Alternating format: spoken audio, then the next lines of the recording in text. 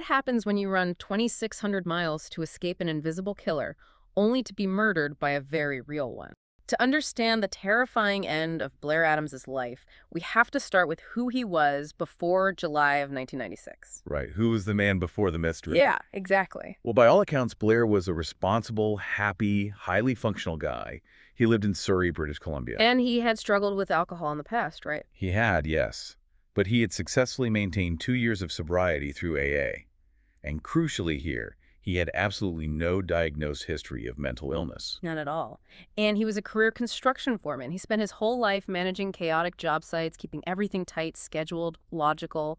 Which is exactly what makes it so much more jarring when his own logic just completely evaporates. So what actually triggered the shift? In early July, an incredibly sudden and alarming change occurs. He just stops going to his AA meetings. That's usually the first major red flag. Yeah, and then he starts suffering from severe mood swings and crippling insomnia. Then he just walks away from his job. He leaves the construction site completely unlocked, mid-shift. Which is unthinkable for a foreman, and it's what he starts telling people that really raises the alarm, isn't it? Oh, absolutely. He tells his mother, Sandra, and his close friends that people are spreading malicious rumors about him. Worse, he says someone is actively trying to kill him. Yet he never specifies who. He never gives a name, a reason, or description of these pursuers. It is just this vague, overwhelming, invisible threat. So where does a guy go when he thinks the whole world is after him? He tries to take himself completely off the grid. On July 5th, Blair goes to his bank and completely liquidates his savings. Just empties it all out. Empties his bank account and his safe deposit box. He takes thousands in cash. In multiple currencies, too.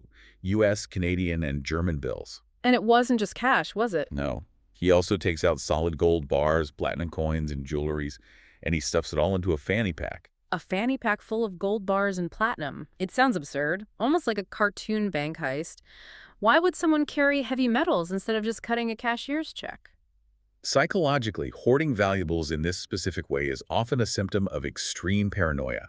When someone believes they are being hunted, they feel they can no longer trust institutions like banks. They need it right there in their hands. Exactly. They need their assets completely liquid, untraceable, and physically on their person. They are terrified those assets will be frozen or stolen by their perceived enemies. It's a primal survival mechanism. It is.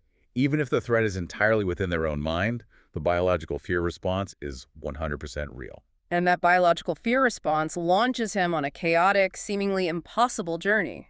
Let's trace this map for a second because the timeline is dizzying. It really is. On Sunday, July 7th, he tries to take a ferry from Victoria, British Columbia over to Seattle. But he is denied entry by border officials. Because of the cash. The cash, plus he's a single unmarried guy showing up at a border crossing with a minor prior record for drug and assault charges.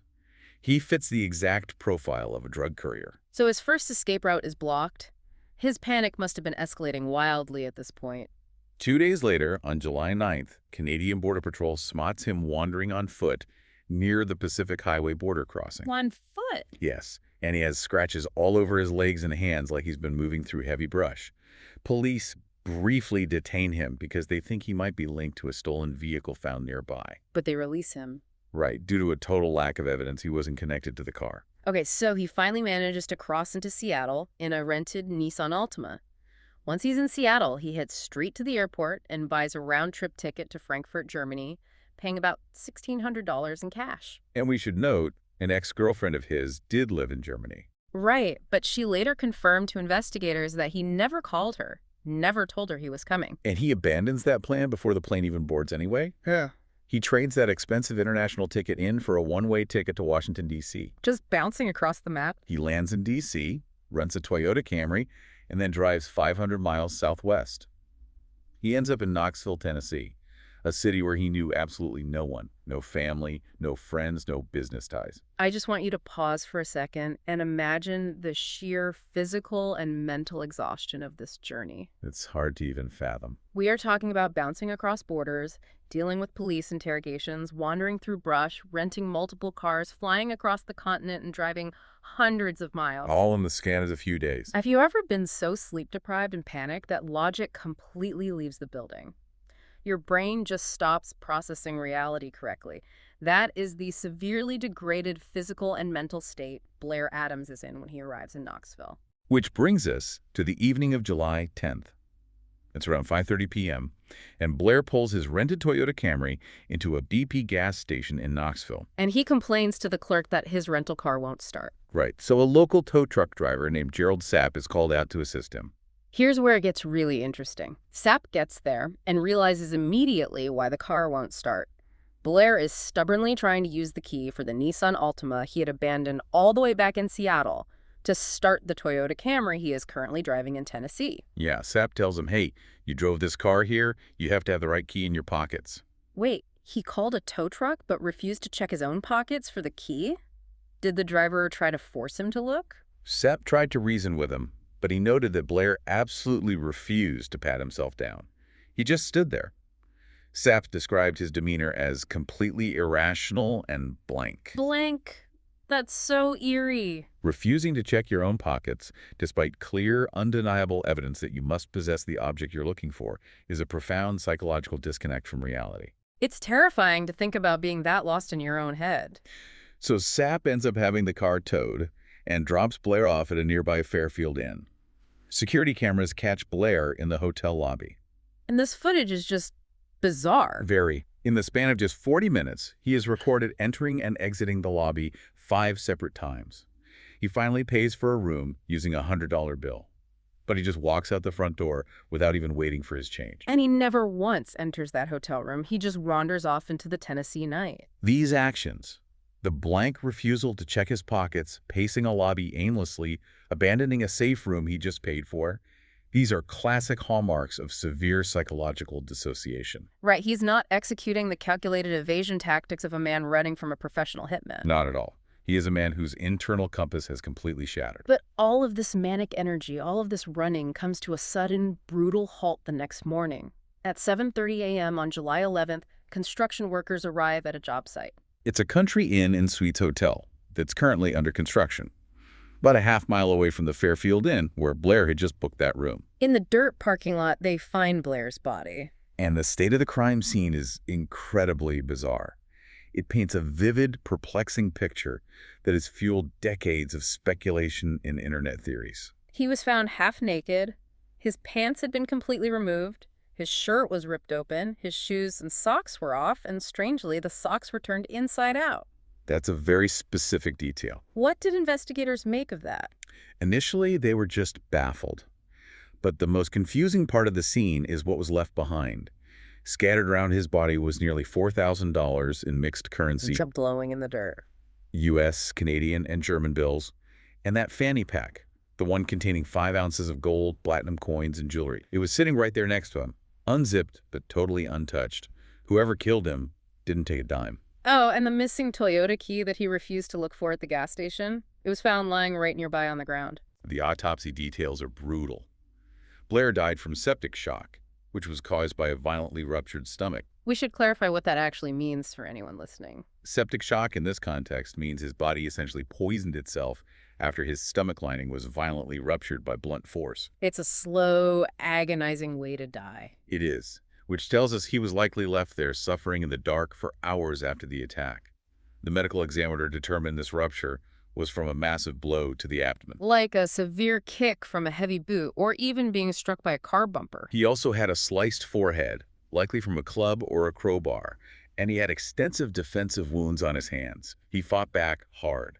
Tufts of his own hair had been ripped from his scalp in the struggle. Now, there were also injuries on his body that were suggestive of a possible sexual assault. However, forensic analysts found absolutely zero foreign DNA on his body. No DNA to confirm a sexual assault. No skin under his fingernails from his attacker. Nothing. In fact, the only piece of foreign physical evidence recovered from the entire scene was a single long strand of someone else's hair clutched tightly in Blair's hand. A single strand of hair. It gives me chills. It's the one tiny physical thread in this whole mystery. And we should add, there was an auditory clue, too. A security guard at a nearby business reported hearing a short, sharp scream at around 3:30 a.m., and he noted it specifically sounded like a woman's scream. So you take all these facts, the gold, the inside-out socks, the missing pants, the brutal fight, the single strand of hair, the scream, and you can see why the media and the internet have lost their minds trying to solve this. When you have a case, this anomalous human nature tries to force the puzzle pieces together to form a coherent, satisfying narrative. Let's systematically deconstruct the most popular theories out there, starting with the one that gets the most media traction. The idea that Blair's paranoia was entirely justified and he was the victim of a cartel or a professional hit. The idea that the invisible killer he was running from finally caught up with him, it feels like a movie plot. It does, but let's put that to the test. If we look at the logistics of a cartel hit, this theory falls apart almost immediately. Why is that? First, professional hitmen prioritize efficiency. They use firearms. They don't typically engage in a messy, prolonged physical struggle resulting in blunt force trauma to the abdomen. Second, criminal organizations are motivated by profit. They do not leave thousands of dollars in untraceable cash, gold, and platinum at a crime scene.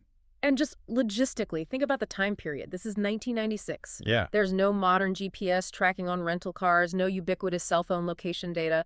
People are buying plane tickets with cash at physical counters. Tracking a man who is bouncing randomly between ferries, footpaths, multiple rental cars, and spontaneous cross-country flights over 2,600 miles would be practically impossible for anyone. Let alone an organized crime syndicate trying to keep a low profile. Exactly. Which brings us to theory number 2, which focuses on the location and the state of his clothing. The area near the hotel and the construction site had a nearby truck stop that was known at the time for prostitution.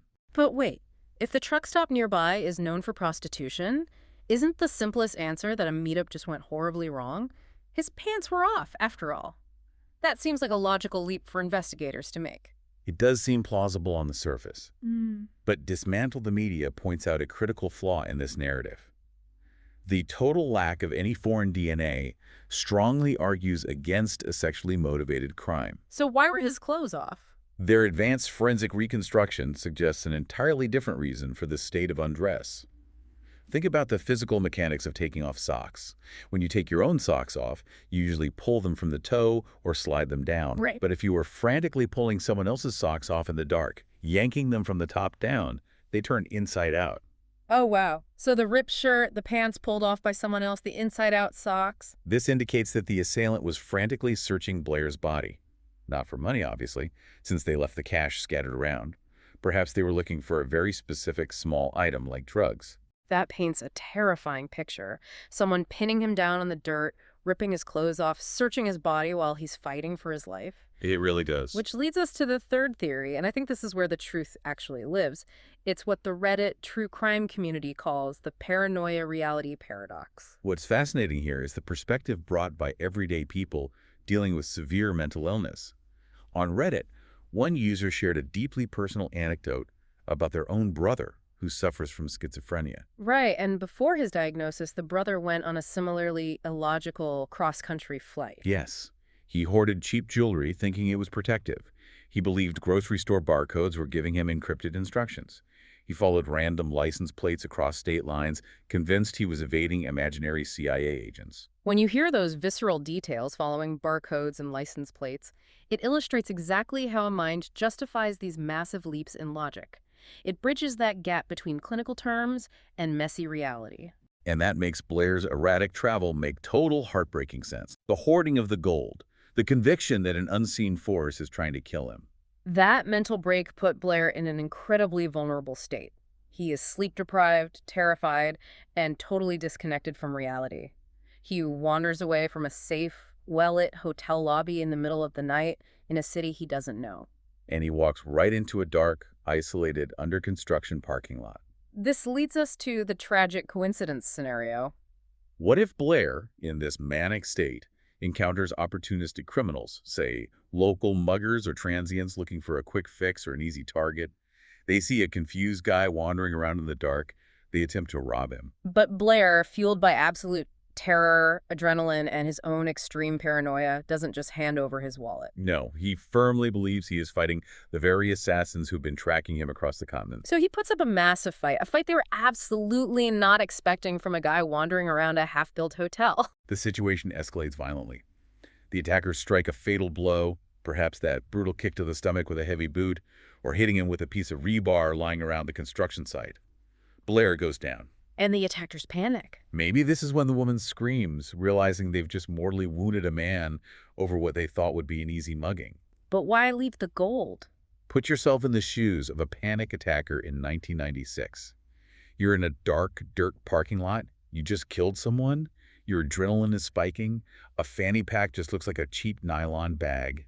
And platinum coins feel like heavy, useless metal tokens, not spendable cash. Exactly. You aren't going to stand around unzipping bags and appraising metals. You flee the scene entirely in the dark before even realizing there's a massive fortune sitting right there on the pavement. It is just so incredibly sad. So what does this all mean? Synthesizing all the facts from our sources today, the most medically and forensically sound conclusion is also the most tragic.